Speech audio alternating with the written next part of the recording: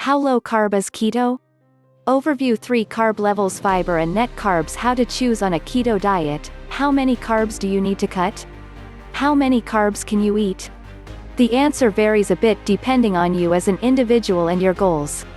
In general, the fewer the carbs, the bigger the impact might be on weight loss and reduction of cravings and hunger.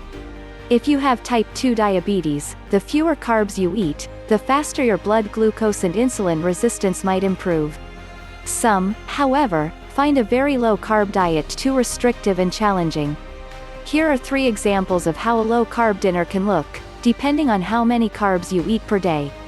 The plate on the left would be ketogenic for most people. The other 2, while very healthy, would not likely be ketogenic, but could still contribute to gradual weight loss and improved blood glucose and insulin sensitivity. Point 3: we define low carb as anything under 100 grams per day.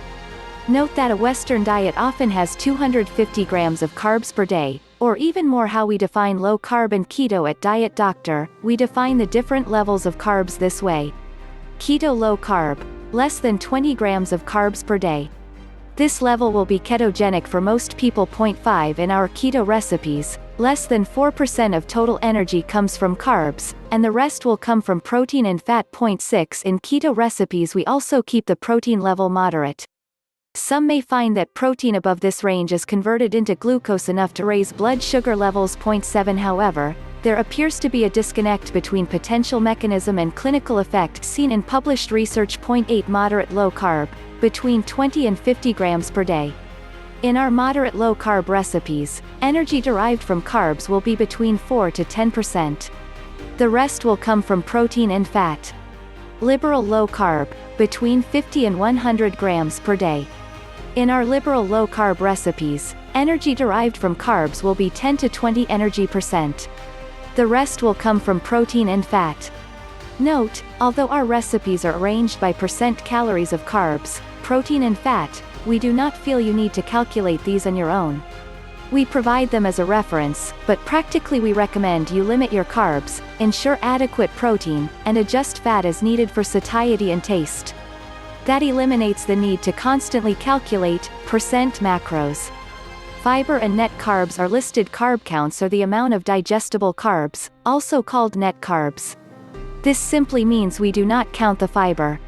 For example, you can eat nearly all the fiber you want from keto vegetables without seeing a significant sugar or insulin impact.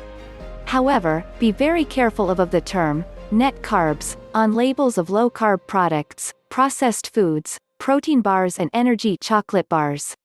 Manufacturers often use net carbs as a way to disguise sugar alcohols that may slow weight loss and impact blood sugar. In fact, try to avoid any processed product that lists net carbs on a label. Learn more about keto sweeteners.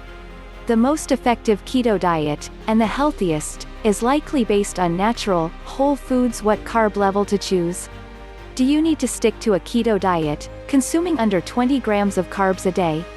Or would you have good results with a moderate low-carb diet, consuming 20 to 50 grams of carbs a day? People with a lot of weight to lose, type 2 diabetes, insulin resistance, metabolic syndrome or sugar and/or food addiction, may find that they get their best results on a keto diet, keeping carbs very low. When starting out, however, they may experience keto side effects, like the keto flu, until they are adapted to burning more fat. People who want to lose pounds but still have good insulin sensitivity, have less weight to lose, or still have good blood sugar levels can often do very well on a moderate or even liberal low-carb diet. They are less likely to experience significant side effects. Lean, active, and healthy individuals can also do very well on liberal low-carb. We believe many people may do best starting out on a strict keto diet. This will give you the best idea of whether you like how you feel, how it impacts you and what sort of results you get. Then, as you hopefully achieve your health and weight goals, you can decide whether to add more carbs back into your diet to a level where you feel your best and can maintain your health goals. Here's a 2-week get started guide to a keto diet. However, if you feel that avoiding most carbs is too hard, it's also possible to get some health benefits by just avoiding the worst carbs. 17 Perhaps this can be the right start for you? In that case, Feel free to use the guide below. Eating better, 6 steps down the carb mountain.